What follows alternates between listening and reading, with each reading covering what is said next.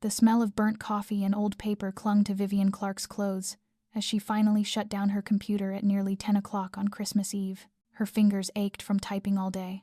Her eyes burned from staring at legal documents until the words blurred together into meaningless shapes.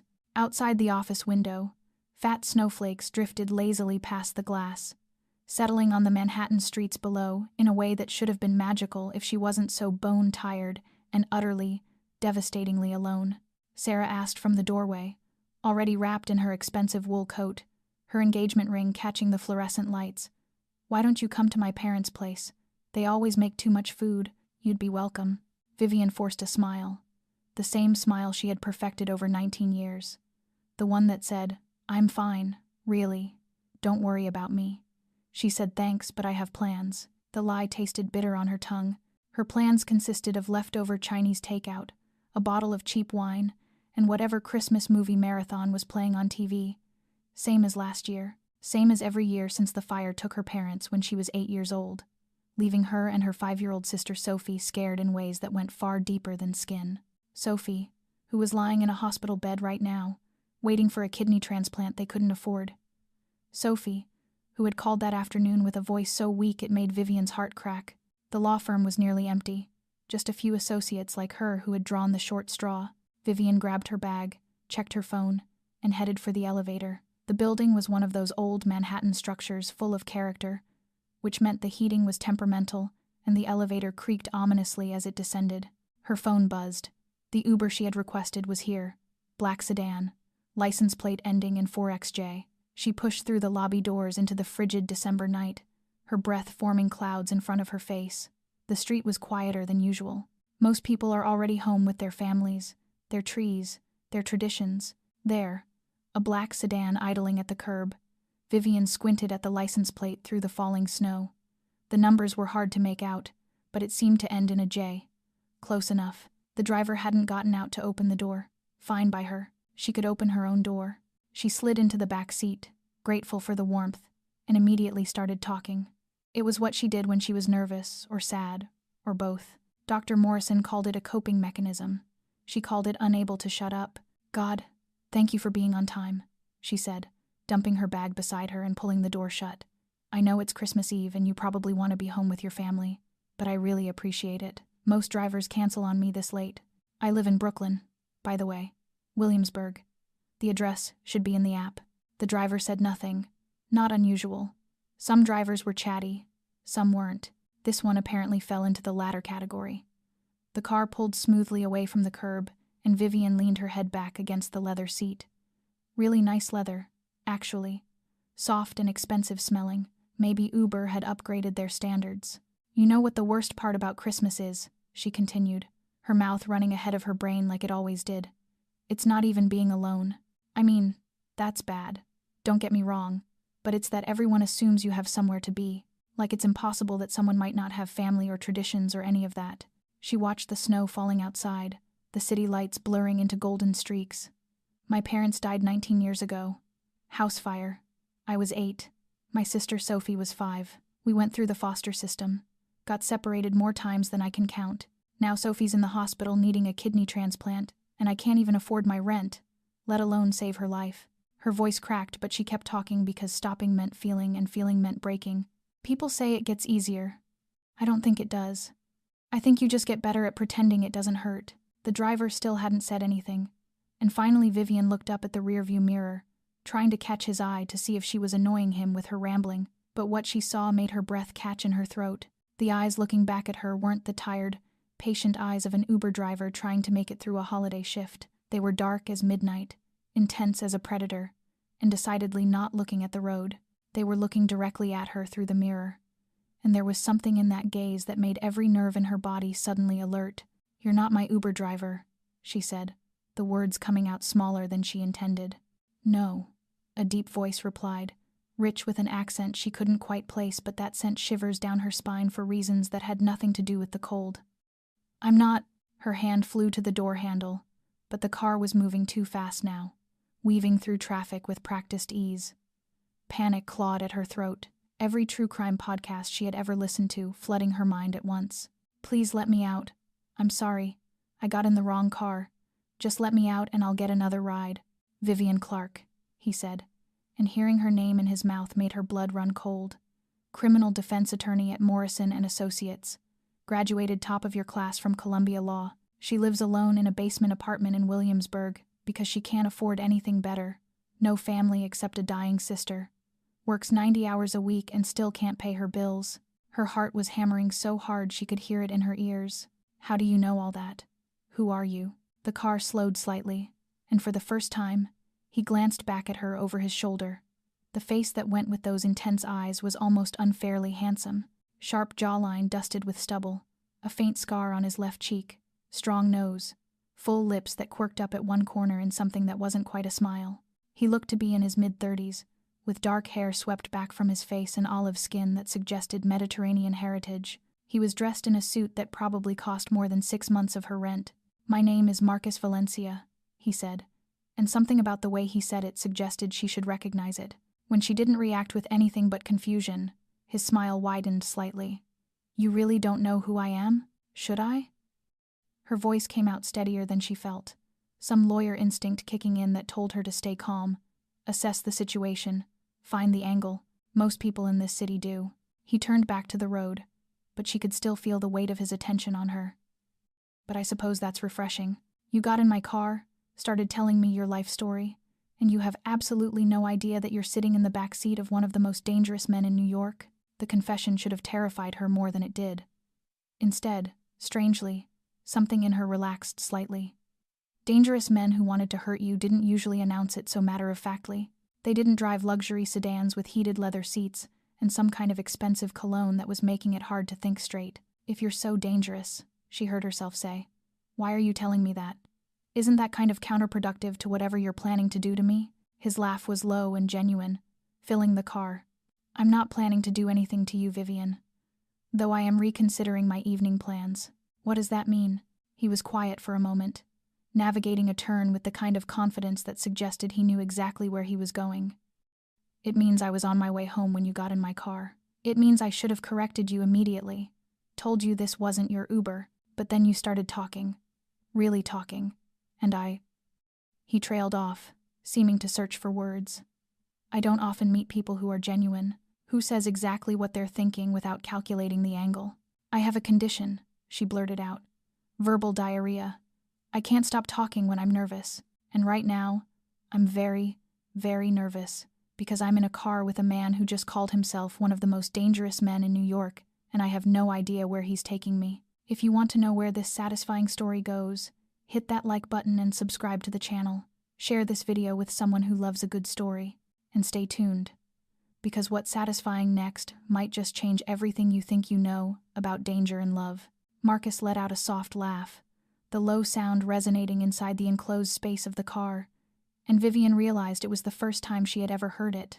Not cold, not threatening, but almost amused. He said she was interesting. Verbal diarrhea. I like what you call it. Then he fell silent for a moment, as if weighing something before continuing. I'm on my way home for Christmas dinner with my family. My mother cooks enough food to feed an entire army, and you were planning to go back to a basement apartment to eat cold Chinese takeout alone. Vivian stiffened, unsure how to react to that statement. It was not a question, but not quite a comment either, more like an invitation disguised as observation. She said she did not understand what he meant, even though deep down she understood perfectly well. Marcus glanced at her through the rearview mirror, those deep black eyes seeming to read every thought in her mind, and said, I am inviting you to dinner, Vivian Clark, a real Christmas dinner with family, hot food, and people who genuinely want you there. Vivian shook her head immediately, the reflex to refuse deeply ingrained after years of handling everything on her own, and said no, thank you, but no, I cannot have dinner with. She hesitated, searching for the word, with the Mafia. Marcus did not look offended. He merely tilted his head slightly as if she had said something mildly amusing, and replied, Tonight I am not Mafia. Tonight I am just a man inviting a lonely woman to Christmas dinner. My mother would kill me if she knew I let a young woman go home alone tonight. She is very strict about things like that. Vivian kept shaking her head, saying she did not know him, did not know his family, and could not show up at a stranger's house on Christmas Eve as if it were normal. Marcus was quiet for a moment, the car gliding smoothly through snow-covered Manhattan streets. Then he spoke again, his voice gentler, but still heavy enough to demand attention. Do you have another option? Going back to a basement apartment where you are 3 months behind on rent, eating leftovers from yesterday, drinking alone, watching Christmas movies on television while pretending you are fine, that is your plan, isn't it? Vivian did not answer, because she could not. He had described everything with painful accuracy. She hated that he knew so much about her, hated how easily he could see through her, but she hated even more that he was right. He continued, his voice softening slightly. I am not going to hurt you. If I wanted to, I already would have. You have been in my car for 15 minutes, and the worst thing that has happened is having to listen to me talk. I do not think that is the behavior of a serial killer. Vivian almost laughed despite herself. Something in the way he spoke, direct and unguarded, made it hard to dislike him, even though she knew she should be afraid. She asked why he would invite a complete stranger home to have dinner with his family. It made no sense. Marcus did not answer right away. He turned onto another road and Vivian realized they were leaving Manhattan, heading toward Long Island, territory she knew belonged to the wealthiest families in New York. Finally he spoke, his voice low and deliberate. Because you are the first person in a very long time who has spoken to me as if I were a normal man, without fear, without flattery, without calculation. You just talked. And he paused as if searching for the right word. I had forgotten what that felt like. Vivian did not know what to say. She sat quietly in the back seat, watching snowflakes drift past the window, watching the houses grow larger and more extravagant as they moved deeper into Long Island. She knew she should be afraid, should panic, should look for a way out.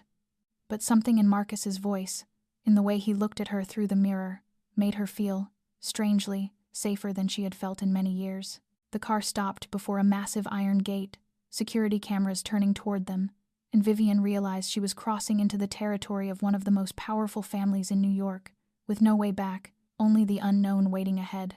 The iron gate slowly swung open, as if the car had been recognized, and Vivian held her breath as they glided along a winding stone driveway flanked by rows of trees heavy with fresh snow, Christmas lights blinking on every branch, and creating a scene like the ones she had only ever seen on television.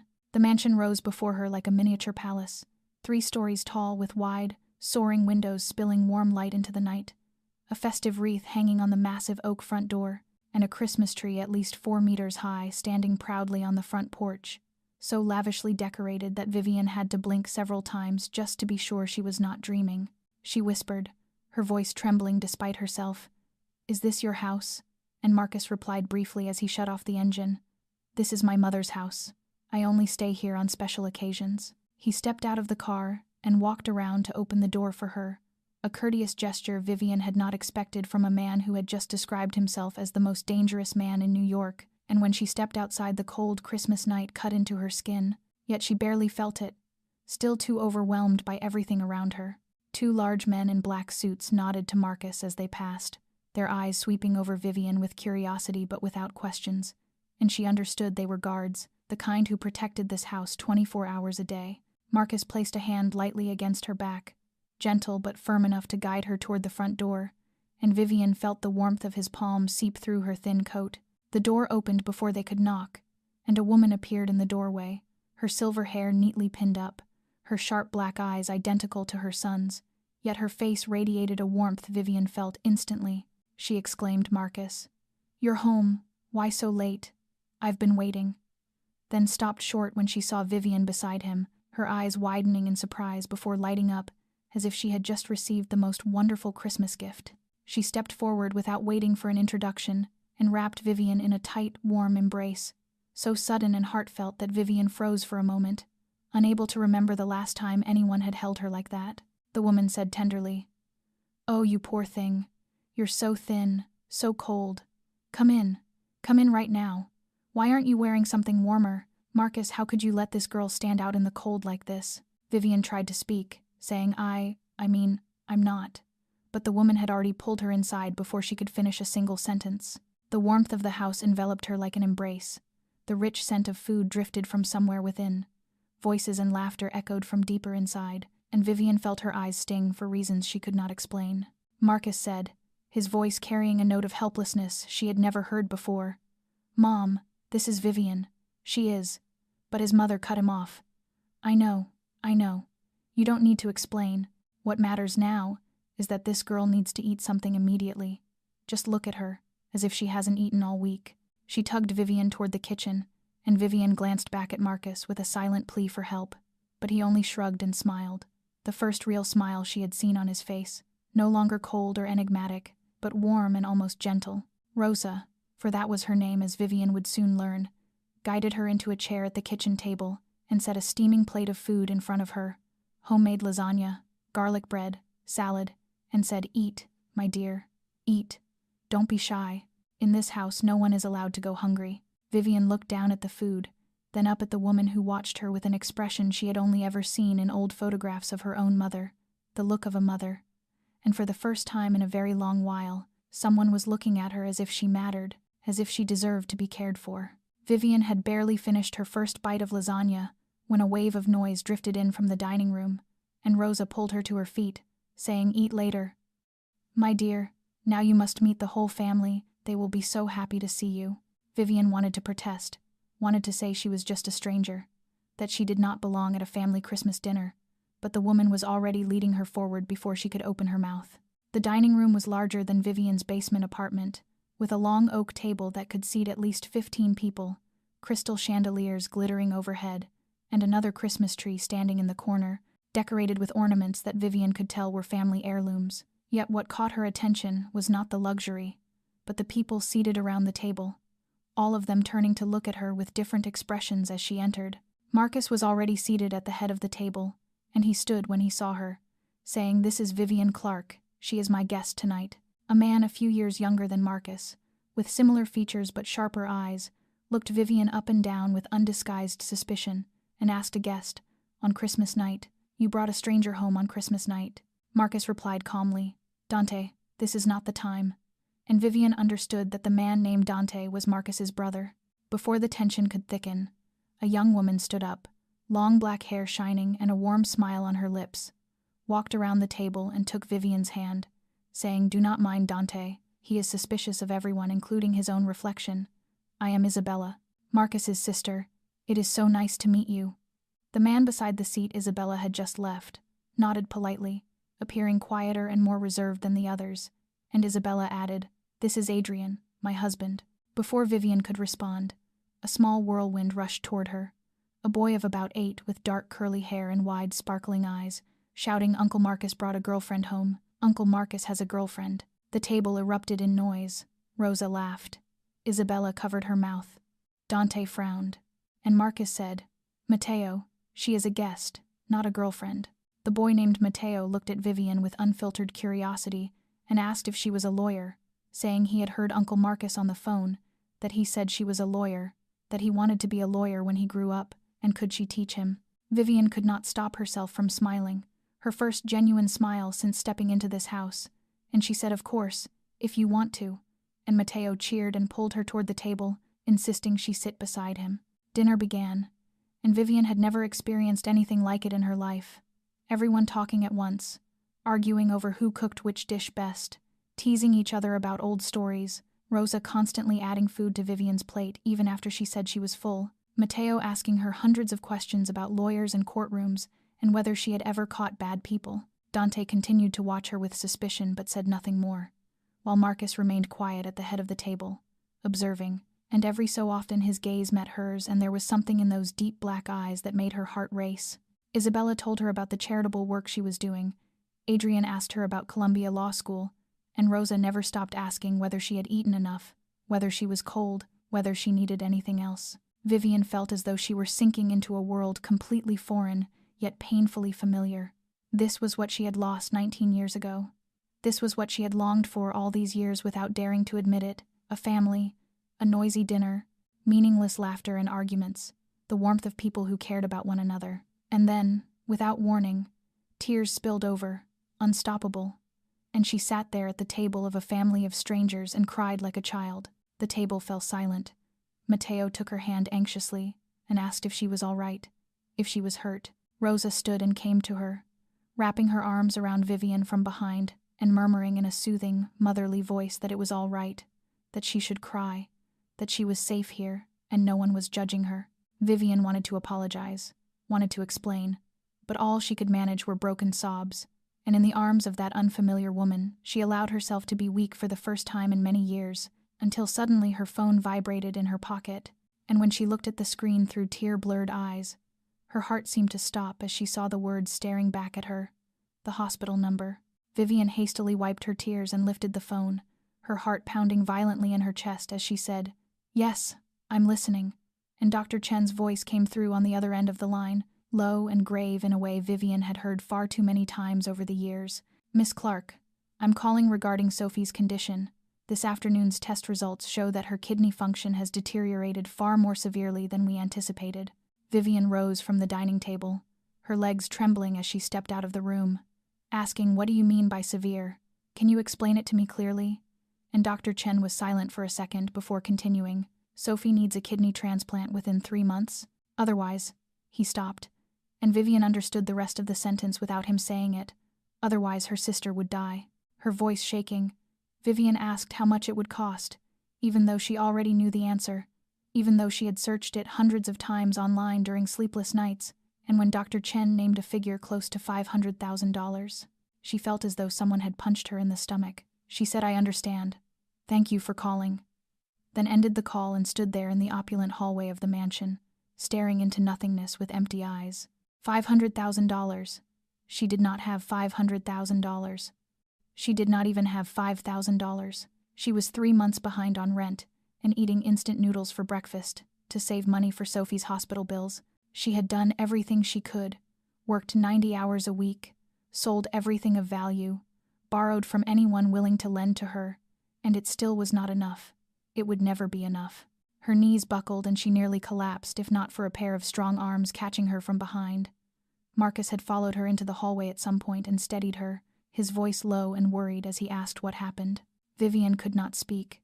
She only shook her head as tears spilled again, and Marcus guided her into a smaller room at the end of the hall, a study with a soft sofa and gentle lighting, helping her sit down and sitting beside her, saying nothing, simply waiting. At last Vivian spoke, her voice broken and choking, telling him about Sophie, about her sister, the only family she had left, about the fire 19 years ago when she was 8 and Sophie was 5, about how she had tried to shield her sister from the flames but Sophie had still been badly burned, about the years in foster care when they were separated, found each other again, then separated once more, about the kidney disease Sophie developed at 16 as a complication from those old burns, about how Vivian had spent her entire life trying to save the only person she had left. She said Sophie needed a transplant within 3 months and I don't have the money.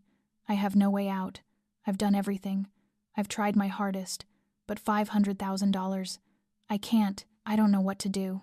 Her voice shattered and she cried, no longer holding herself together, no longer pretending to be strong, crying like the 8-year-old girl watching her home disappear into flames, powerless to save her parents. Marcus said nothing. He simply stayed beside her, one hand resting against her back, letting her cry, letting her release all the pain she had buried for so many years. And when she had cried herself empty, when the sobs faded and only hollowness remained, Marcus finally spoke, his voice no longer cold like it had been in the car, no longer distant like when he spoke of being the most dangerous man in New York, but steady and gentle as he said, "I will help you." Vivian lifted her gaze to Marcus, her eyes still red and swollen from crying, and asked what he had just said, her voice hoarse as if she did not trust her own hearing, and Marcus met her eyes without hesitation and said, "I will cover the entire cost of Sophie's kidney transplant. Everything. Hospital fees, surgery, medication, post-operative care, everything you need." Vivian recoiled even though she was seated on the sofa, her body reacting to the offer as if it were a threat, shaking her head and saying, "No, no, I cannot accept this. I will not take your money." Marcus asked why not, his tone calm, as if offering nearly $500,000 to a stranger were the most ordinary thing in the world. Vivian stood up, her legs still trembling but needing distance, needing space to think, and said, "Because I do not take money from." She stopped and swallowed hard. "From the Mafia. From someone like you. I do not know how you make your money, and I do not want to know. I cannot owe you this kind of debt." Marcus stood as well, nearly a head taller than her, and when he faced her in the small room his presence was almost overwhelming. Yet his voice remained steady as he said, "This is not Mafia money. This is my money. Money I earn completely legally through real estate and companies I own. I can show you financial statements if you want. Vivian shook her head more forcefully and said, That is not the point. I do not take money from anyone. I can handle things myself. I always have. Marcus asked again, his voice sharper now. Can you really handle it? You are living in a damp basement apartment, 3 months behind on rent, working 90 hours a week, and still unable to cover your sister's medical bills. Is that what you call handling it? Vivian felt as if she had been struck, her voice trembling with anger and shame, as she said, You have no right to talk to me like that. You know nothing about my life. You do not know how hard I have fought to get here. Marcus stepped closer, his dark eyes holding something she could not read, and said, I know you have fought. I know you are strong. I know you have carried everything alone for 19 years, but this is not about pride. This is your sister's life. Vivian wanted to scream, wanted to tell him that help always came with a price, that she had learned that lesson in foster care, when every kindness had conditions attached. But instead, she asked quietly, exhausted, Why? Why do you want to help me? You do not know me. We have known each other less than 3 hours. Why do you care? Marcus was silent for a long moment, long enough for her to think he would not answer. Then he spoke slowly and deeply. Because you are the first person in a long time who has looked at me like I am a normal man. Because you are not afraid of me even though you know who I am. Because you, he paused and looked away as if searching for the right word. Because you make me want to do something good, and I have not felt that in many years. Vivian did not know how to respond to that confession. She stood there in silence, her heart torn between pride and desperation, between fear and hope, and finally she said, her voice shaking but resolute, If you truly want to help, then this is my condition. I will be your legal counsel, everything legitimate. I will help you with contracts and legal matters, and I will repay the money over time. It may take many years, but I will repay it. Marcus studied her for a long moment. Then a small smile appeared on his lips, and he said, All right. If that is what you need in order to accept it, then all right. Vivian knew he was agreeing only to ease her conscience, knew that with her income she would never truly repay such a sum. But at least she could keep a fragment of her dignity. At least she would not be accepting charity. And Marcus stood and said, his voice returning to the decisiveness she had heard in the car, Now we are going to the hospital. The hospital on Christmas night was frighteningly quiet, the white corridors echoing only with the sound of their footsteps and the occasional hum of machines from patient rooms, and Vivian had been here so many times she could have found Sophie's room with her eyes closed, yet tonight everything felt different. Perhaps because of the man walking beside her. Marcus had not spoken a word during the drive from Long Island to Manhattan. He had simply driven in silence, and this time let her sit in the front seat instead of the back like a passenger, and somehow that silence comforted her more than any reassurance ever could. When they stopped outside room 412, Vivian paused and turned to Marcus and told him he did not need to come in, that she could see her sister alone, but Marcus only placed a hand on her back and gently guided her toward the door, saying he wanted to meet the person he was about to help. Vivian opened the door and stepped inside. The small hospital room lit by soft overhead lights and tiny strands of Christmas lights a nurse had hung by the window to create a festive feeling, and on the white bed in the center of the room Sophie lay there, her skin so pale it was almost translucent, old burn scars still visible on her arms, yet her eyes brightened the moment she saw her sister. Sophie called out weakly, Viv, you're here.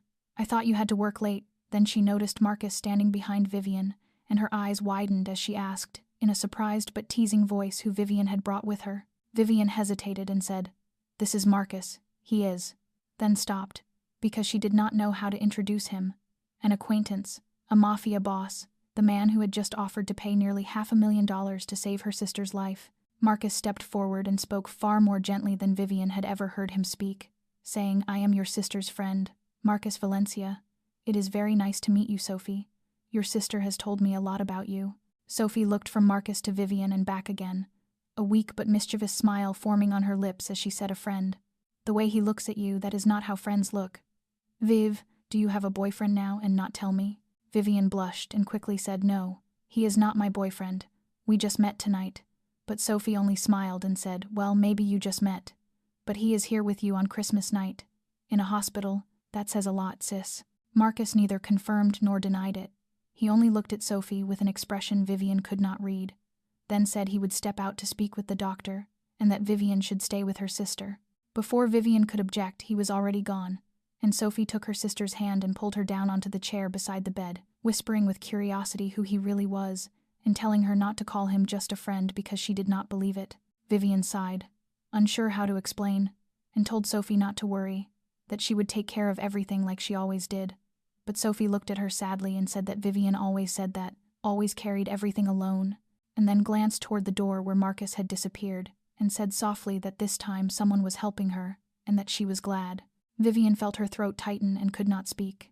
She only squeezed her sister's hand and sat there in silence, listening to the steady rhythm of the heart monitor, listening to Sophie's shallow breathing, praying that this time everything would be all right.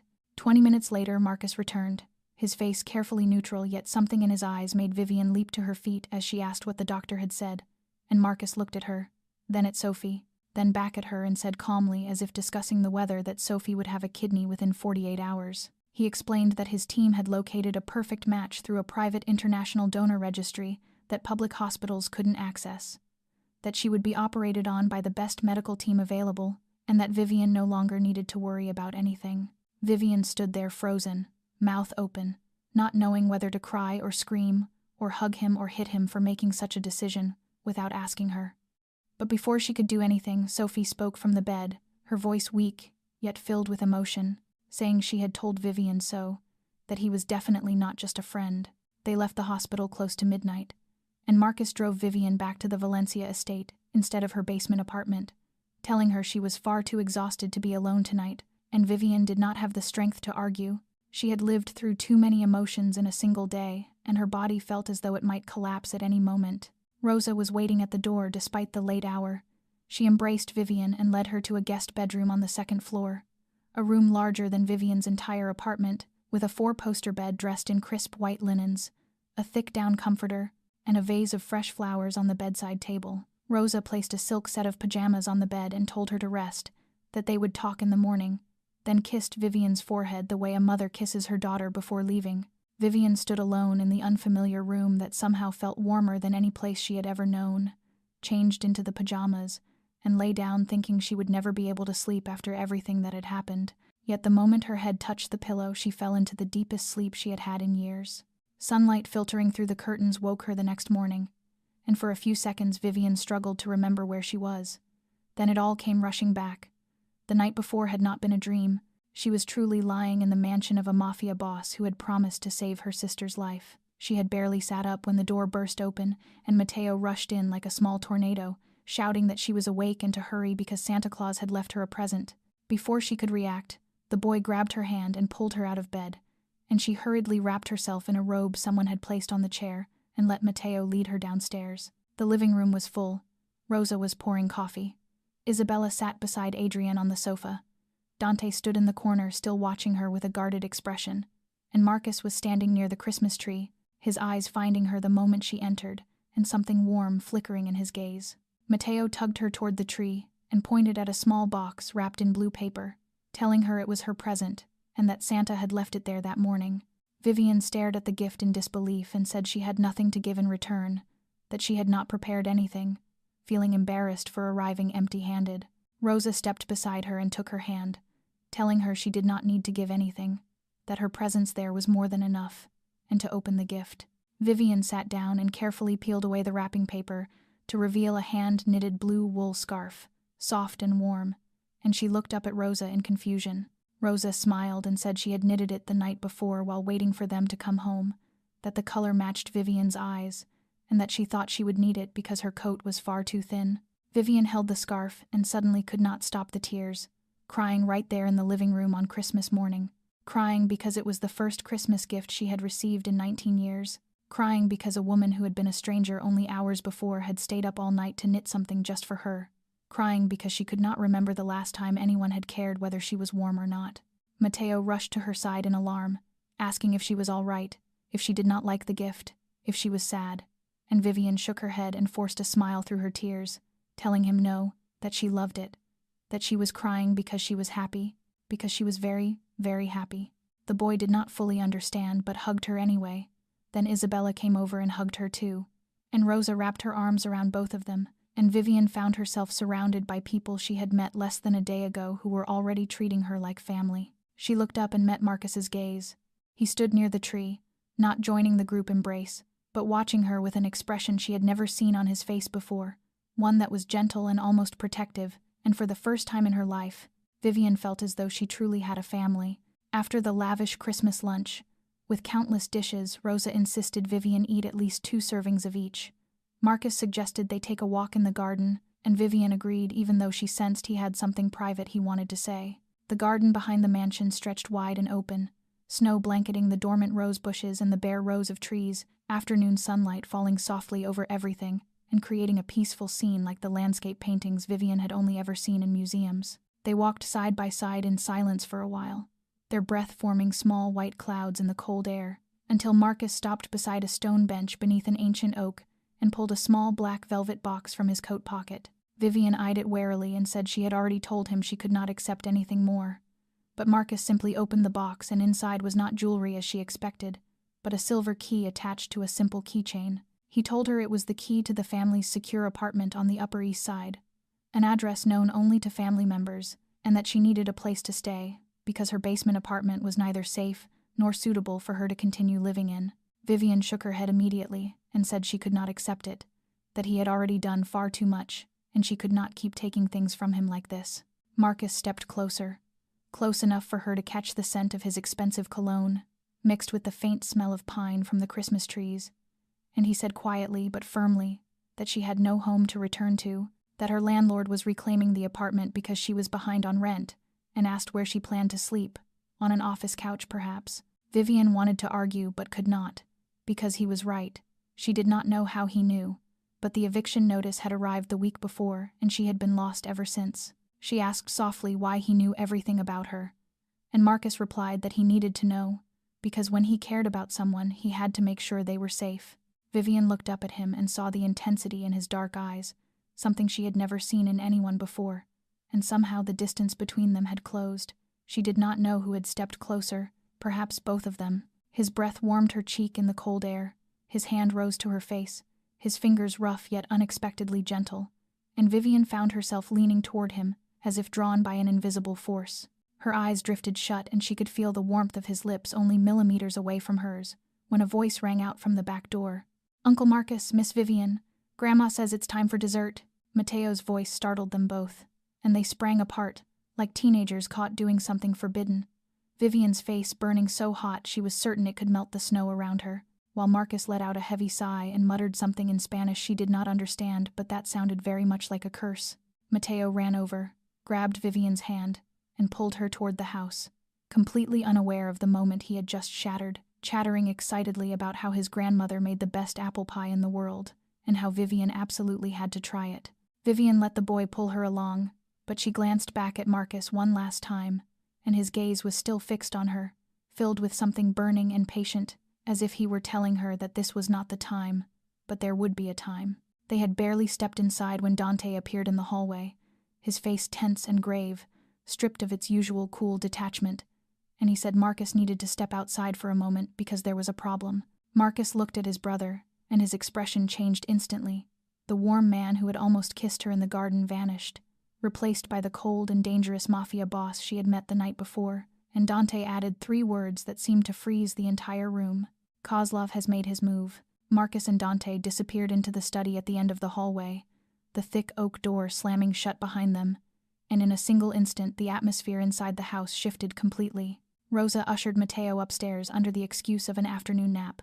Isabella and Adrian withdrew to their own room, and Vivian was left standing alone in the vast living room, unsure of what she should do, whether she should stay or leave, ask questions or remain silent. She paced for a while, trying to convince herself that this was none of her business, that she was only a guest and had no right to involve herself in the affairs of their family. Yet something kept pulling at her, perhaps the unease she felt after seeing the sudden change in Marcus's expression, perhaps the instinct of a lawyer who needed to understand what was unfolding. Her feet carried her toward the hallway before her mind could stop her, and as she neared the study door she heard voices slipping through the narrow opening. Dante's voice sharp and furious, Marcus's low and controlled but edged with a tension she had never heard before. Dante said that the Kozlovs had attacked a warehouse at the port the night before, that 2 of their men were dead and the shipment was gone, that the attackers knew exactly when and where to strike, and asked if Marcus understood what that meant.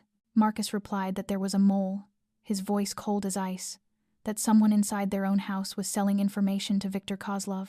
Vivian stood frozen in place, knowing she should not be listening yet unable to move, as Dante continued, saying Viktor wanted a war, that he had been waiting for this moment since their father was still alive, that now he believed the time had come, and that if they did not find the traitor. Adrian spoke up then, his voice calmer than the brothers, saying they needed to act quickly, that Viktor was not a man who waited, that if he had struck once he would strike again, and next time it might not be a warehouse, it might be this house, it might be the family. Vivian stepped back without realizing, and knocked over a vase on the console table, the crash echoing down the quiet hallway as the study door flew open and Dante stood there, fury blazing on his face as he demanded to know how much she had heard, his tone accusing, as if she were a criminal. Vivian could not find her voice, standing there amid the shattered porcelain at her feet, feeling like an intruder, an outsider who had learned far too much. Marcus appeared behind Dante and placed a hand on his brother's shoulder, telling him that was enough, and that he would speak with her himself. Then he guided Vivian back toward the living room, leaving Dante standing behind them with suspicion burning in his eyes. When they were far enough away, Marcus stopped and looked at her, asking without anger but with gravity what she had heard. Vivian swallowed and chose honesty, telling him she had heard about the attack, about Kozlov, about the mole inside his house, apologizing and saying she had not meant to eavesdrop, that she had only been worried and wanted to understand what was happening. Marcus exhaled and told her she should not know these things, that they were dangerous for her, that the more she knew, the more she became a target. Vivian met his gaze, knowing he was right yet feeling something inside her refused to retreat, and said that she already knew and that she could help, that she was a lawyer trained to analyze evidence and identify liars, that she had done so in hundreds of courtrooms. Marcus shook his head and said this was not a courtroom, that this was the underworld where people did not play by rules, but Vivian did not back down, saying that in any world a traitor was still a traitor, that they still behaved strangely, still left traces, still contradicted themselves, and that she knew how to find those cracks. Marcus studied her for a long moment, his eyes weighing her, assessing her, and finally he asked, his voice no longer dismissive but tinged with curiosity, whether she understood what she was asking to be involved in. Marcus finally agreed to let Vivian help, but only under one condition that could not be negotiated. She had to have 2 bodyguards with her 24 hours a day, 7 days a week, with no exceptions and no arguments. Vivian protested immediately, saying she did not need guards, that she had lived alone her entire life and she was fine, that she was not a child who needed protecting. But Marcus looked at her with an expression that left no room for compromise, and told her this was not a request. Vivian, this was a condition. Kozlov knew about her. They knew she was with him, and if she wanted to help, then she had to let him keep her safe. They argued for nearly half an hour in the living room, Vivian stubborn and Marcus unyielding. But in the end, she gave in because she knew he was right, because she had heard what Dante said about Viktor Kozlov, about how he spared no one. 2 days later, Vivian went to the hospital to visit Sophie with 2 large men walking a few steps behind her, and she felt strange and uncomfortable, as if she were a president or some kind of celebrity in need of protection. But she tried to ignore them and focus on her sister. Sophie stared at the 2 guards standing outside her hospital room with wide eyes and asked who they were and why they were following Vivian. And Vivian lied, saying they were Marcus's friends who happened to be heading the same way and offered her a ride to the hospital. And Sophie looked unconvinced but did not press further, for which Vivian was grateful. After leaving the hospital, Vivian stopped by a small cafe nearby to buy a hot latte, needing caffeine to stay alert after staying up until 3 a.m. reading through personnel files Marcus had given her. And while the 2 bodyguards stood outside watching through the glass, Vivian sat at a small table in the corner and opened her laptop, only to have a man sit down across from her. She looked up and froze. The man was in his late 20s with platinum blonde hair and eyes as cold as ice, dressed in an expensive black leather jacket with a predatory smile on his lips, and he spoke in a thick Russian accent, asking if she was Vivian Clark, Marcus Valencia's woman, saying he had heard a great deal about her. Vivian felt the blood in her veins turn to ice. She knew exactly who he was without ever having met him, and she forced herself to speak calmly as she asked who he was. The man smiled, a smile that never reached his eyes, and said he was Alexei Kozlov, the son of Viktor Kozlov, and that he had come to send his regards to her lover. Vivian wanted to stand up and leave, but her legs felt nailed to the chair as Alexei leaned forward and spoke in a low voice, as if sharing a secret, telling her that Marcus had killed his brother 10 years earlier, had taken everything from his family, and now he would take everything from Marcus. At that moment, the two bodyguards rushed into the cafe, having spotted Alexei through the window and recognized who was sitting with her. But Alexei rose calmly as if nothing had happened, looked at Vivian one last time, and told her to give his regards to Marcus, to tell him that he would take everything Marcus loved, one thing at a time, and that she would be the first. Alexei walked out of the cafe and disappeared into the crowd on the street before the guards could react, leaving Vivian sitting there trembling, her hands ice cold and her heart pounding as if it might burst from her chest. She pulled out her phone with shaking fingers and called Marcus, and he answered immediately as if he had been waiting, and when she told him what had just happened, she heard a terrifying silence on the other end of the line, a silence heavier than any rage. Marcus finally spoke, his voice cold as ice and sharp as a blade, telling her to stay where she was and not move because he was coming. And exactly 10 minutes later he appeared at the cafe door, his eyes finding her instantly, and something in that look made her feel both frightened and safe at the same time. And he came to her, took hold of her shoulders to check if she was hurt, then said in a low voice filled with lethal intent that they had touched her and they would pay for it. That night Vivian could not sleep. Every time she closed her eyes, she saw Alexei Kozlov's icy blue gaze and heard his threatening voice echoing in her mind. "You will be the first," and she lay on the soft bed in the guest room of the Valencia estate, staring up at the ceiling in the darkness, feeling as though the wall of strength she had built over 19 years was finally beginning to crack. Eventually, she got up and slipped a robe over her shoulders, needing air, needing space, needing to escape the four walls that felt as if they were closing in on her, and she stepped out onto the balcony, the winter cold biting into her skin, but she did not care, standing there watching snow drift softly through the glow of the garden lights as she tried to calm the frantic rhythm of her heart. She did not hear footsteps, but she sensed his presence before he spoke. Marcus said quietly from behind her that she should be sleeping, and Vivian did not turn around. She said she could not sleep, that every time she closed her eyes she saw him again and heard what he had said, and she hated it, hated being afraid. Marcus stepped closer until his shoulder was nearly touching hers. He said nothing, simply stood there in silence as if his presence alone might be enough to chase away her fear, and they remained like that for a long while watching the snow fall, until Vivian finally spoke in a small, weary voice and asked him to tell her about himself, about why he had become the man he was, saying she had told him everything about her life, yet knew nothing about his. Marcus was silent for so long that she thought he would not answer.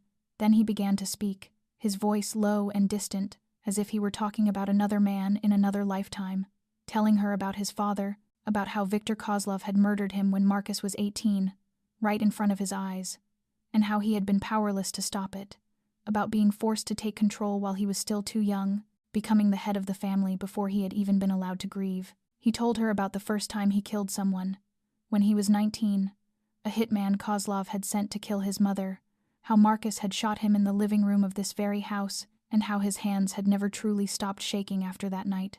"I am not a good man, Vivian," Marcus said hoarsely. "I have done unforgivable things.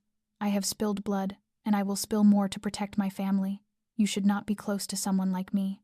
Vivian turned to look at him, at the hardened face hiding so much pain, at the dark eyes carrying so much weight, and she said that he had saved her sister's life, given her a place to stay, cared about her when no one else had, and that he was not as bad as he believed himself to be. Marcus looked back at her, and in the dim light of the falling snow, his face softened as he said she was too kind to him and that he did not deserve it, and Vivian lifted her hand to his cheek, feeling the rough stubble and the faint scar along his left cheek, telling him to let her decide who was worthy of her. Then the distance between them disappeared. She did not know who leaned in first, but their lips met, gentle at first like a question, and then deeper when the answer was yes, a kiss, tasting of snow and tears and unspoken promises, Marcus's arm wrapping around her waist to pull her closer, as Vivian felt herself sinking into something she had been searching for her entire life without realizing it.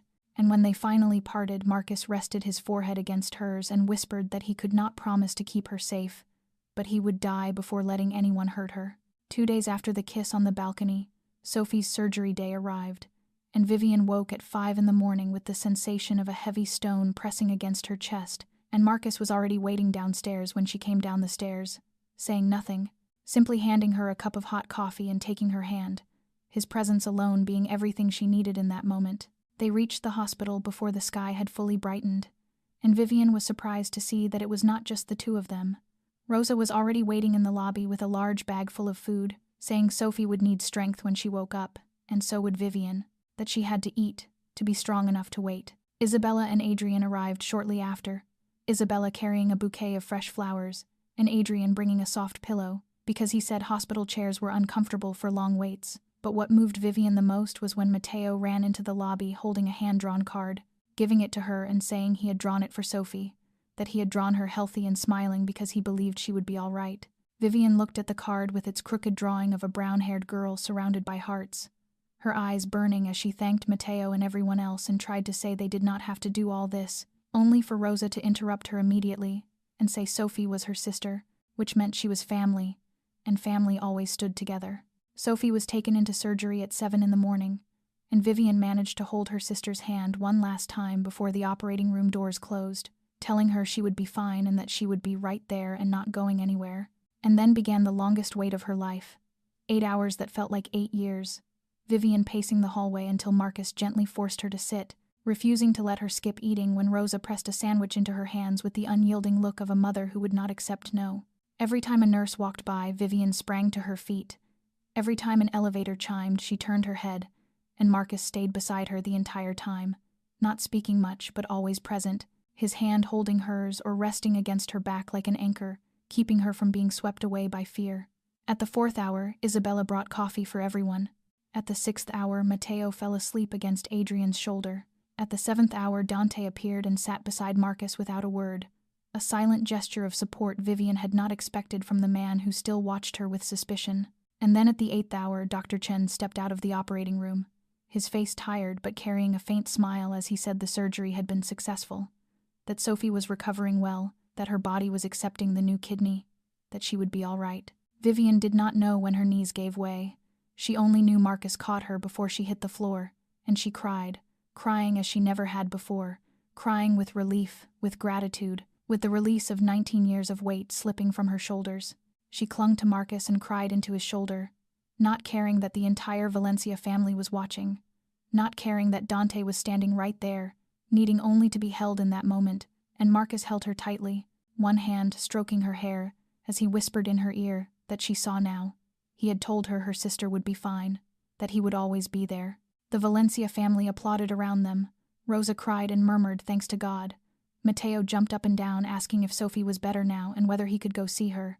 And for the first time in her life, Vivian allowed herself to believe that everything truly would be all right. 2 days after the surgery, Sophie was recovering far better than anyone had expected, and Dr. Chen said she would likely be discharged within a few more days, and Vivian felt as though a massive weight had finally been lifted from her shoulders, allowing her at last to focus on the promise she had made to Marcus. She began the search for the mole in a methodical, disciplined way, and Marcus gave her complete access to the personnel files of everyone working at the estate and across the family's businesses, more than 50 people in total, including guards, housekeepers, drivers, cooks, and those closest to the inner circle. Vivian spent hours reading every file, noting work schedules, family backgrounds, financial histories, and anything even slightly out of place, using skills she had sharpened over years in courtrooms to analyze patterns and identify inconsistencies. She proposed a different approach to Marcus. Instead of direct interrogations as Dante preferred, she would speak to each person casually, asking about work, family, daily routines, and observe their reactions. Marcus agreed, and arranged the meetings under the pretense that Vivian was the family's new legal advisor and needed to understand how the estate functioned. Vivian interviewed everyone one by one, starting with the security team, then the house staff, the cooks, the drivers, asking simple questions while watching every gesture, every glance, every hesitation, no matter how small. Most people were relaxed and transparent, many having worked for the Valencia family for more than 10 years, their loyalty evident in the way they spoke about Rosa, about Marcus, about the house itself. But one man caught Vivian's attention, Jerome, the 45-year-old head butler who had served the family for nearly 20 years, polite and professional in every answer, yet something about him felt wrong in a way she could not immediately define. She asked about his daily duties, and Jerome responded smoothly. She asked about his family, and he said he had a wife and 2 children in Puerto Rico, his voice trembling slightly when he mentioned them, and his eyes flicking to the side for a brief instant before returning to hers. She asked about the night the warehouse was attacked, and Jerome said he had been in the mansion all night as usual. But when she asked what exactly he had been doing at 11 that night, he hesitated a fraction of a second too long before answering that he had been checking the locks. Vivian noted it and dismissed him, but her legal instincts were already sounding an alarm. Over the following days, she observed Jerome more closely without letting him notice. Seeing that he often took private phone calls and stepped outside into the garden to speak, that he disappeared at odd hours and returned visibly tense, and once she saw him hurriedly slip a second phone into his pocket when he noticed her passing by. She went to Marcus in his study and told him she was not 100% certain, but she believed Jerome was a problem, that his behavior was irregular and his account of that night inconsistent. Marcus looked at her in disbelief and said Jerome had worked for his family for 20 years and was practically family, but Vivian met his gaze steadily and said that sometimes the closest people were the ones least suspected, that she needed more time to be sure, but he should be careful about what he said in Jerome's presence. That night, lying in bed, Vivian replayed everything she had observed and came to the decision that she needed concrete proof, that she had to be certain before accusing a man who had served the Valencia family for nearly half his life, and to do that she would have to search on her own, a decision that could very well cost her her life. Near midnight that night, Vivian woke to the sound of footsteps moving down the hallway, and when she peered through the narrow crack of her door, she saw Jerome slipping outside with a phone pressed to his ear, and she knew this was her only chance. She waited until his shadow disappeared before leaving her room, her heart pounding violently as she moved through the darkened corridors toward Jerome's quarters in the lower wing of the estate, reserved for staff. The door was unlocked, and she slipped inside, switching on the flashlight of her phone and beginning to search, her hands shaking as she went through drawers, the closet, under the pillow, anywhere evidence might be hidden. She found it in the bottom drawer of the bedside table, a cheap burner phone that a highly paid head butler like Jerome had no reason to own. And when she turned it on, her blood ran cold at the sight of Russian messages, photos of the Valencia family warehouse maps, Marcus's movement schedules, and detailed information about the mansion's security system. This was proof, clear and undeniable, and just as Vivian turned to leave the door behind her flew open, Jerome stood there, his face darkening as he saw the phone in her hand, his voice low and threatening as he said she should not be there. Miss Clark. Vivian backed up until her spine hit the wall, forcing her voice to stay steady even as her heart felt ready to burst, telling him she knew what he was doing, that she had proof, and that he should surrender before things became worse. Jerome stepped closer, a kitchen knife in his hand taken from somewhere unseen, and said he did not want to do this, that she was a good person, but she knew too much, and if they found out he had been discovered, they would kill his family. Vivian asked in a trembling voice who they were. Kozlov.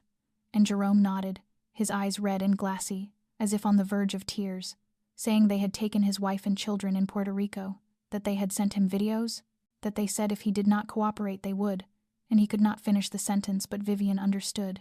Jerome moved closer, the knife shaking in his grip, and Vivian closed her eyes, bracing herself for the worst when the door burst open a second time, and Marcus charged in with Dante right behind him. Everything happened in seconds. Dante lunged and slammed Jerome to the floor, the knife skidding away, and Marcus stood there staring at the man who had served his family for 20 years, lying on the ground with an expression impossible to read. Marcus asked, in a voice cold as ice, why. Why Jerome had betrayed them after being with the family since Marcus was a child. Jerome broke down, tears streaming over his lined face, as he said he had no choice, that Kozlov had taken his family, his wife, his children, his grandchildren, that they had threatened to send him pieces of them if he did not comply, that he knew what he had done was wrong, but that it was his family and he could not let them die. The room fell silent, and Vivian looked at Jerome with pity despite knowing how much damage he had caused, because she understood what it meant to do anything to protect family, having done the same for Sophie. Dante wanted to kill Jerome immediately, calling him a traitor responsible for the deaths of their men. But Marcus raised a hand to stop him and turned to Vivian as if searching for an answer, and she knew this was the moment she had to speak, the moment she had to offer a solution other than death, the moment the lawyer in her had to step forward. Vivian said, "Do not kill him, use him." And both Marcus and Dante stared at her as if she had just said something insane.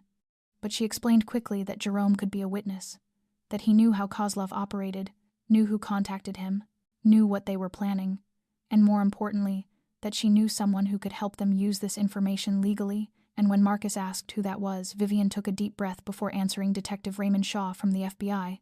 a man who had been tracking Kozlov for years without enough evidence to act. She admitted she had reached out to him anonymously to propose a hypothetical deal, keeping the Valencia name out of it until Marcus gave the word. The room seemed to freeze.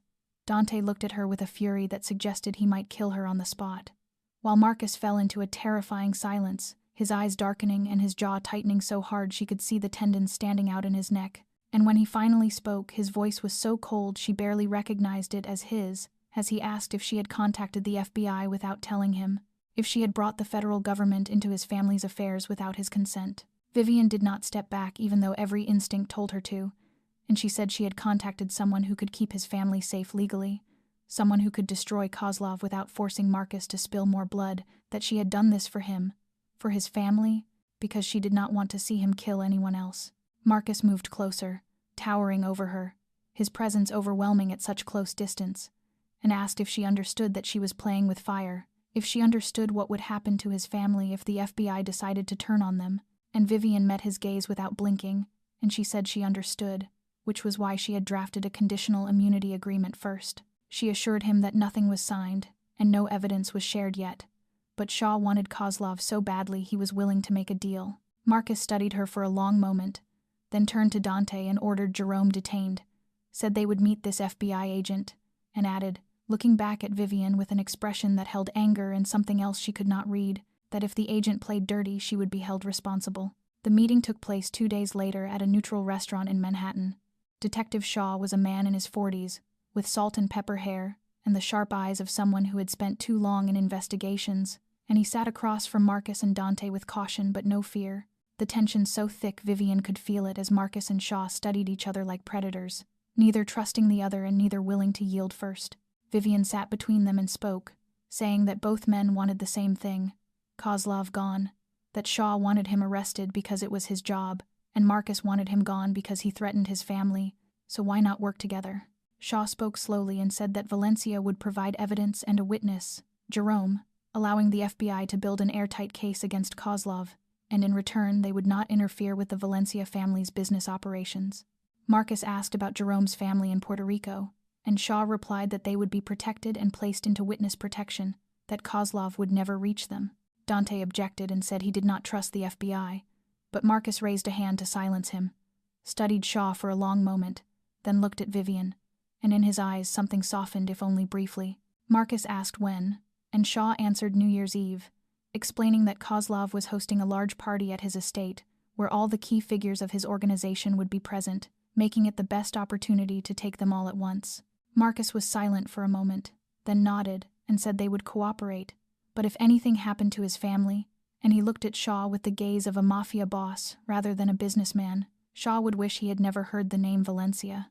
Shaw nodded, and they shook hands, a pact forged between the law and the underworld, and Vivian finally exhaled for the first time in days, and as Shaw stood to leave, he said they would move on New Year's Eve and asked if they were ready. On the night of December 29th, 2 days before everything was set to unfold, Marcus took Vivian to his private penthouse on the Upper East Side, a place he told her he had never brought anyone to before her, perched on the top floor of a luxury building overlooking all of Manhattan, with floor-to-ceiling windows revealing the city below glittering like an endless sea of lights, leaving Vivian standing there speechless, as Marcus disappeared into the kitchen and said that tonight he would cook for her, that his mother had taught him when he was young, and this was the first time he had ever cooked for anyone outside his family, prompting Vivian to smile and ask whether she should be worried or honored, to which Marcus replied both. She sat on a bar stool in the kitchen and watched him cook.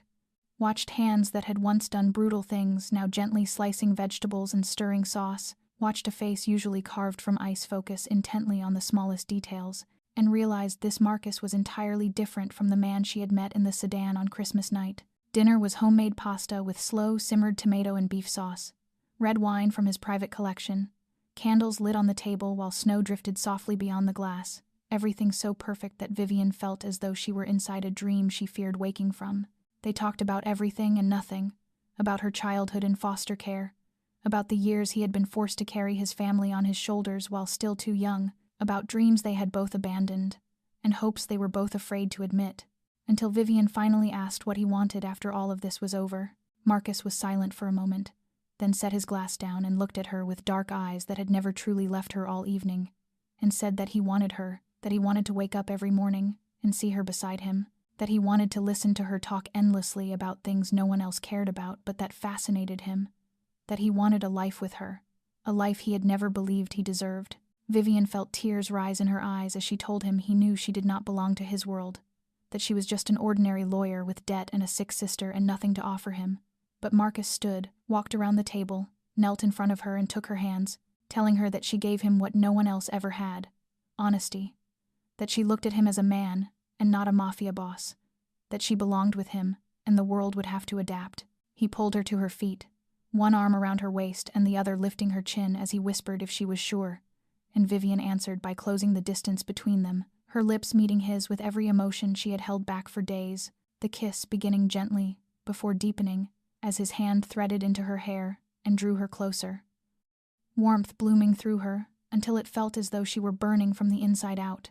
He lifted her and carried her toward the bedroom, and that night they gave each other everything they had, not only their bodies but trust, hope, and an unspoken promise of a future they both longed for. Vivian woke the next morning in Marcus's arms, her head resting on his chest as she listened to the steady rhythm of his heart, morning light filtering through the curtains as she realized it was the first time in a very long while she had woken without feeling alone. And Marcus whispered into her hair that in 2 more days, after everything was finished, he would give her a new life, one she deserved. To which Vivian lifted her head, looked at him, and said she did not need a new life. She only needed him. On the night of December 31st, the Valencia estate glowed with lights and laughter, Rosa having decorated the house more lavishly than ever with strands of warm golden lights, silver and gold balloons, and a new Christmas tree standing in the living room to replace the old one that had begun to wilt. And from the outside it looked like nothing more than a cozy family gathering to welcome the new year. Yet Vivian could feel the tension running beneath every smile and every well-wish, because she knew this night was not only New Year's Eve but a night that would decide many fates. Marcus stood beside her in a perfectly tailored black suit, but his eyes kept flicking to his phone and sweeping the room as if searching for danger. He had stationed extra guards around the estate and slipped a small gun into her hand that morning, telling her it was only for protection and that she would not need to use it. Vivian tried to immerse herself in the party, chatting with Isabella about New Year plans, helping Rosa arrange the food on the table, and laughing when Mateo tugged her into a corner with a conspiratorial expression. The boy handed her a sheet of paper folded into quarters and said solemnly that it was his legal brief and that he had worked very hard on it and she should read it. Vivian unfolded the paper and found the crooked handwriting of an 8-year-old, the title reading Legal Brief on Why Vivian Should Marry Uncle Marcus, followed by a list of reasons including that Uncle Marcus smiled more when she was around, that she made great cakes even though he had never eaten them, but believed they were good, and that she would be the best aunt in the world. Vivian laughed until tears streamed down her face and hugged Mateo, telling him it was the best legal brief she had ever read, and the boy beamed and ran off to tell Isabella that Vivian loved his gift. At that moment Marcus's phone vibrated and he stepped into the hallway to answer it, and Vivian watched him go with a growing sense of unease. A few minutes later Marcus returned, his face more tense than before, and he spoke quietly with Dante and Adrian before the 3 of them began moving toward the door, Vivian following and asking what was happening. Marcus told her Shaw had just called, that they were executing the raid on Kozlov's party, and everything was proceeding according to plan, that they needed to be on standby to assist remotely, and that she was to stay here with his mother and Isabella and not go anywhere. He kissed her forehead and said he would be back before midnight, he promised, then disappeared through the door with Dante and Adrian. Vivian stood there watching the door close, the unease in her chest tightening, but she forced it down and returned to the party, not wanting Rosa or Isabella to worry. 15 minutes passed, then 30. Vivian paced the living room and checked her phone again and again, even though she knew Marcus would not call while he was working. Mateo tried to pull her into a board game, but she could not focus, her thoughts circling Marcus, Kozlov, and all the things that could go wrong. Then her phone vibrated, not Marcus, but a message from an unknown number, and when she opened it, her blood turned to ice at the words on the screen. Send my regards to Marcus, and tell him I am on my way to see his family. She was just about to call Marcus when the power in the mansion suddenly cut out, darkness swallowing everything as Rosa's scream echoed from somewhere in the house, followed by the sickening thud of silenced gunshots taking down the guards outside, the sound of shattering glass, and running footsteps. At the same moment, Marcus's phone rang and the horrifying truth crashed into place as Shaw's urgent voice came through on speaker. Alexei is not at the party. Repeat. Alexei Kozlov is not here. He knows the plan. He is heading to the Valencia estate now. Everything happened too fast, Rosa screamed, and dragged Mateo toward the safe room in the basement. Isabella ran after them, but Vivian could not follow because the front door was kicked in, and Alexei Kozlov stepped inside with 2 gunmen, their weapons aimed straight at her, and he smiled when he saw her standing alone in the darkened living room, moonlight streaming through shattered windows and casting ghostly streaks across his face. "Your guards were disappointingly easy to silence," he sneered, stepping over the broken glass. "Vivian Clark, at last we meet again. I told you, you would be the first." Vivian backed away step by step, her fingers brushing the small gun Marcus had given her, hidden at her waist. But she knew she could never fire faster than 3 guns already trained on her. Alexei moved closer, and said she was Marcus Valencia's weakness, the only thing he cared about outside his family, and that he would take her, make Marcus watch her die, then kill every member of Marcus's family one by one, until Marcus begged him to stop. Vivian knew she had to buy time, had to keep him talking long enough for Marcus to get back, and she used the skills she had honed in hundreds of courtrooms, asking in a voice calmer than she felt why he hated Marcus so much, what had happened between their families. Alexei stopped, the icy blue of his eyes flashing with something dark as he said Marcus Valencia had killed his brother, taken away the only person who had ever cared for him, and that his father had used him as nothing more than a weapon for revenge, that he had grown up in the shadow of his brother's death and would not rest until Marcus lost everything the way he had. Vivian kept him talking, stretching out the conversation while secretly sending her location to Shaw through her phone without looking at the screen, asking about his plan, how he had learned about the FBI operation, who had betrayed the information, and Alexei boasted as if he wanted someone to know how clever he was, saying Jerome was not the only one he had inside the Valencia house, that he had eyes and ears everywhere. Then tires screeched outside, and the door was kicked open again. Marcus stormed in with a gun in his hand and Dante right behind him, Marcus's eyes finding Vivian instantly, and for the first time she saw real fear in those dark eyes. Everything exploded into motion. Gunshots rang out. More glass shattered. Vivian dropped to the floor on instinct and drew the gun Marcus had given her. Not firing but ready, Dante's shots took down Alexei's gunmen, and Marcus faced Alexei directly, 2 men bound by a blood feud staring at each other with death in their eyes. Alexei fired first and missed. Marcus did not, the bullet tearing through Alexei's shoulder and sending him crashing to the floor with a scream.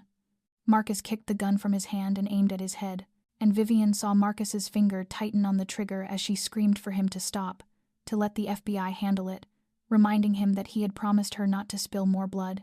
Marcus stood there, shaking with rage and adrenaline, then looked at her, into her pleading eyes, and slowly lowered the gun. At that moment the FBI stormed in, Shaw leading the tactical team, cuffing Alexei and reading him his rights as he screamed that this was not over. Vivian rose on trembling legs, and Marcus was at her side instantly, holding her so tightly she could barely breathe, as he whispered that he thought he had lost her, that he thought he had arrived too late, and Vivian clung to him and told him he had not been too late, that he had made it in time, that he always did. Then the clock in the living room began to chime, 12 clear bells announcing the arrival of the new year, the FBI securing the scene around them, Alexei being dragged away in handcuffs, and Marcus looking only at her, ignoring the chaos, seeing her as if she were the only thing left in the universe. Marcus never took his eyes off her, even as Shaw was barking orders to the FBI team to secure the scene, even as Dante was checking to make sure Rosa and Mateo were safe, even as police sirens wailed outside the shattered doors. He looked at Vivian as if she were the center of the universe, and then he did something no one expected, right there in the ruined living room, with broken glass scattered across the floor and Alexei's blood still dark and wet. Marcus dropped to his knees in front of Vivian and said in a voice trembling not with fear but with feeling that he had no ring, no prepared speech, nothing but a heart beating for her, that she had climbed into the wrong car on Christmas night and completely changed his life, that she had shown him he could be a better man, that she had saved his family with her intelligence and courage, and that he could not imagine a single future day without her by his side, and he asked her to marry him.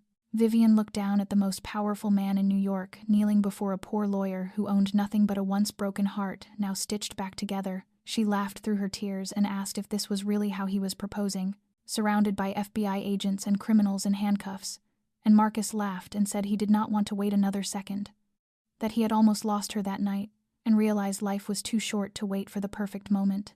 Vivian pulled him to his feet and said yes, Yes, 1,000 times yes, then kissed him right there in the middle of the chaos, as Shaw shook his head with a grin and said he had seen many things in his career, but a proposal at a crime scene was a first. Rosa and Mateo rushed out from the safe room when they heard it was over, and when Rosa saw Marcus holding Vivian, she cried and said her son had finally found the woman he deserved, while Mateo jumped up and down shouting that his legal brief had worked and that he had told everyone Vivian would say yes. And the room burst into laughter even though only minutes earlier it had been filled with gunfire and terror. 6 months later, Vivian stood before a mirror in a pristine white wedding dress, Sophie behind her with a radiant smile on a face now healthy and glowing, her sister fully recovered from the transplant and the most beautiful bridesmaid Vivian could imagine. And the wedding took place in the small church where the Valencia family had once attended Christmas Mass, Rosa crying through the entire ceremony and whispering thanks to God for bringing this girl into their family. Mateo was the ring bearer, clutching his original legal brief like an official legal document of the marriage, and Dante stood to speak, saying he had once thought Vivian was a spy and doubted everything about her, but now he knew she was the angel who had held his brother together, drawing laughter and applause from the entire church. And when Marcus and Vivian shared their first kiss as husband and wife, the Valencia family cheered so loudly the priest had to remind them they were still inside a church. Both father and son Kozlov were serving decades-long prison sentences, their criminal empire completely dismantled, and Marcus had begun transitioning all of the family's businesses into fully legitimate ventures. Vivian opened a small law firm dedicated to helping people who could not afford legal representation, just as she had dreamed since her days in foster care, and Marcus supported her every step of the way.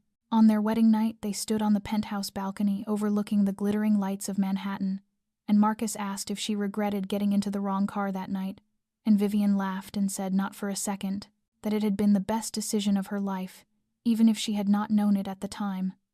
And Marcus kissed her hair and said there had been no mistake at all, only fate placing the right people in the right place at the right time. 1 year earlier, Vivian Clark had been a lonely, exhausted lawyer living in a damp basement apartment, carrying the unbearable responsibility of saving her sister's life with no idea how, and now she had a husband who loved her without condition, a sister who was healthy and happy, and a large family where the table was always full and love never ran out.